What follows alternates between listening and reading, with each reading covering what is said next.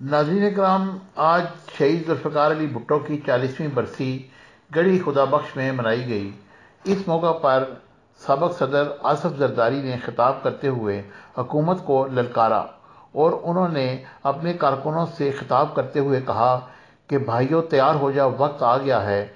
इन्हें घर भेजने के अलावा कोई चाराकार बाकी नहीं रहा। चाहे मैं जेल में हूं या बाहर, अब इनको ज़्यादा वक्त नहीं दे सकता।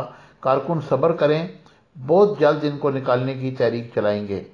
आज़ाद जरदारी ने अपना प्लान बताते हुए कहा कि हम इनको ऐवानों से निकालेंगे, हम सड़कों पर रहेंगे, इनको निकाल कर ही वापस आएंगे।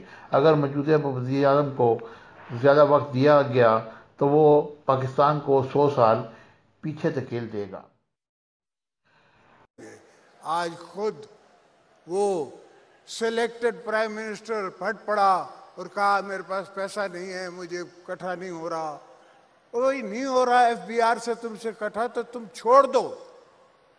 अब वो वक्त आ गया है दोस्तों, महंगा हो गया है हर चीज, चाहे वो टमाटर हो, चाहे वो प्याज हो, चाहे वो दाल हो, हर चीज डबल महंगी हो गई है। तेल डबल महंगा हो गया है। तो इस तरह मेरा गरीब जी नहीं सकता। मुझे पता है कि अगर गरीब जो 30,000 रुपये महीना कमा रहा है या 25,000 रुपये महीना कमा रहा है, वो कहाँ से 8,000 रुपये की बिजली का बिल देगा। मगर इनको इसका एहसास नहीं है, इनकी ये सोच नहीं है। ये समझते हैं कि नहीं जी, इन्होंने कोल पैसे नहीं।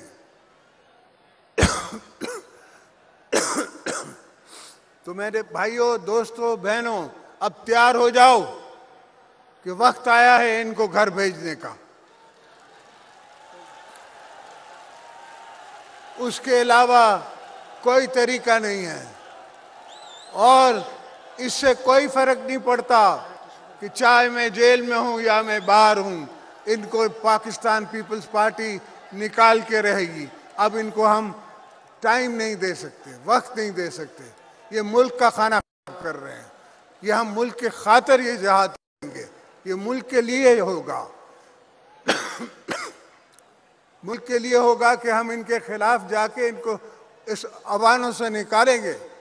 ये नहीं होगा कि जिस तरह ये आए थे और के शाम को घर जाते थे और सुबह को वापस आ जाते थे। हम रोडों पर ही लेटे रहेंगे, बिस्तरों में वहीं बैठे रहेंगे, इनको निकाल के फिर वापस आएंगे।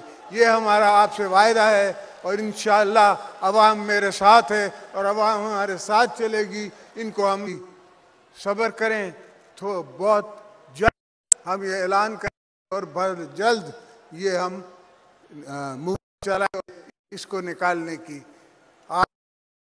Subscribe my channel Business Times News for latest political, national, international news. Don't forget to subscribe Business Times News.